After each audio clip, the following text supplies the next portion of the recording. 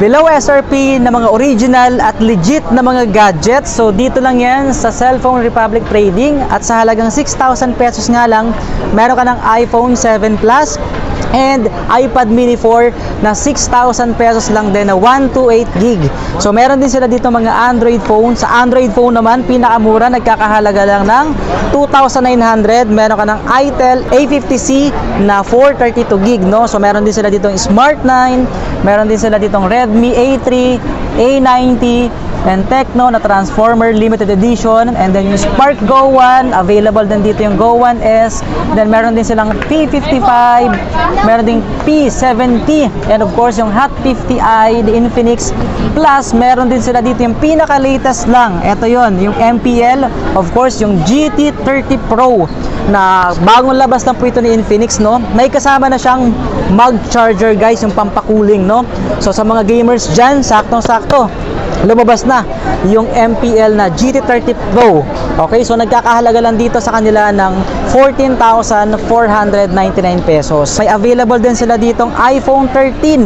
Yan, sa iPhone 13, guys, ito, nagkakahalaga lang ito ng 27,000 pesos. Sa iba, nasa 37,000 ang presyo nito.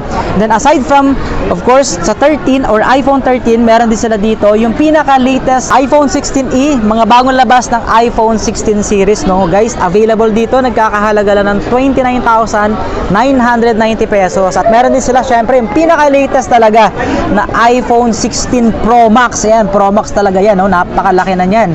At napaka-latest talaga. Pinaka-latest ngayon, nagkakahalaga lang dito sa kanila ng 69,000 pesos. Ang maganda dito sa kanila, guys, nag-accept sila dito ng buy and sell. So, tama ba yun? Yes po, nag-accept po kami ng buy and sell, trade-in po, brand new second-hand phones. Yan, guys, available dito yan. Mapa-Android man yan or mapa-iPhone, tumatanggap po sila niyan dito. At aside dyan, syempre, yung pinaka-latest ni Samsung Galaxy S25 Ultra na nagkakahalaga na magkano to?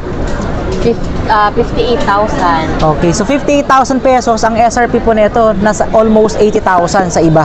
'Di ba? Dito napakalaki ng difference ng presyo, 'di ba? So brand new po 'yan, sealed na sealed, at 512 gig na 'yan. Meron din silang 1 terabyte ha.